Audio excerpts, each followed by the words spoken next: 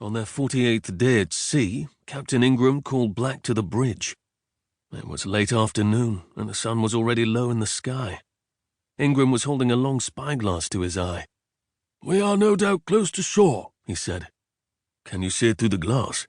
"Not yet, but there are shore signs. Green leaves in the water, more flotsam than normal, shorebirds in the sky, and the depth is dropping off rapidly." "Anything else, Captain?" "A well-honed sense of the sea." "Where are we, then?" "If our navigator has well calculated our latitude and our maps and charts are correct, off the coast of His Majesty's colony of New Jersey, somewhat south of the mouth of the Raritan River." "How sure are you of either?" "I'm confident in our navigator. Whether the latitude of the beach in question, as marked on our charts, is accurate is anyone's guess." "You have no tools to help you, Captain." "Yes, for charts of this coast we have the Atlantic Neptune. The Admiralty paid £100,000 to have it created just 4 years ago. At that price it ought to be good, eh?"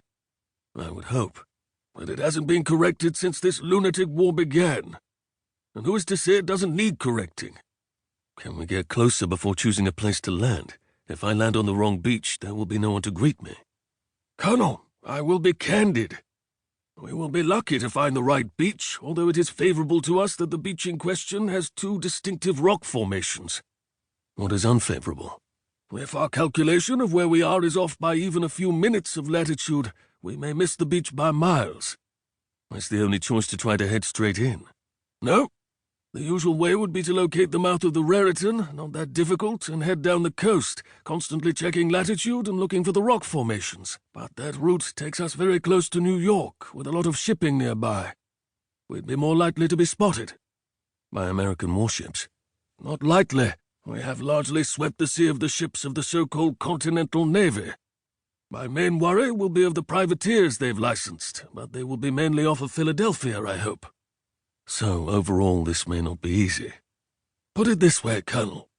Whoever thought up the idea of bringing you from England to land, in the midst of what is very much a naval war, on a particular beach at night, without first going into a known port and acquiring a pilot familiar with the coastline, must be an idiot." "You may be speaking of the First Lord of the Admiralty." "Perhaps I am. Idiocy is not unknown in such high places. But in any case, we cannot get much closer to shore now, lest we be seen." "Understood." "When we push you ashore, we will, of course, have no choice but to come in closer and hope that the dark hides us from unfriendly eyes. And that brings me to the reason I asked you to come up here." "Which is?" "Tonight is the first night of the 10 nights we should prefer, according to my orders, to put you ashore. Do you wish to go tonight or wait?" "The sea is rough now.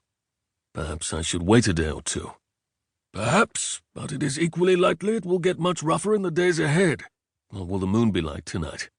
"Using the longitude of the town of Tom's River as our guide, which we have in our charts, the moon will not rise until after 2 a.m. "So if you put me ashore before 2, there will be no moon on the beach?" "That is right." "May I borrow your spyglass, Captain?" "Of course." Ingram handed it to him, and he put it to his eye and aimed it at the horizon. They saw only water. Not that he had really expected to see land, but he had somehow felt the need to confirm that the shore could not yet be seen. He handed it back. "I think, Captain, to avoid the sea getting any rougher, I will go tonight. How close in can you get me?" "This is a small, fast ship with a shallow draft, but even so, with the uncertainty of the bottom charts, we dare not come too close to shore. We will use a longboat to take you in." "How long will that take?" "We will want to put the boat in the water at least 2 miles out. If things go well, we should take less than an hour to row you in." "Or more if things don't go well."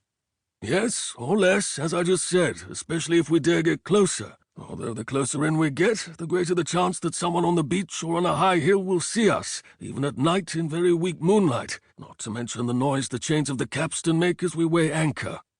"How far out would you have to anchor so as to not be seen at all?" "With the height of our mast, about 12 miles. And there's one more thing." "Which is?" "In a sea like today's, the trip in a small boat will not be easy on your stomach. You'll be deathly ill with seasickness by the time you reach shore, even though we are lucky to have men good with small boats in our crew."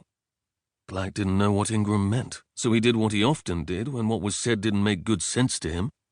He just asked directly, "I don't understand."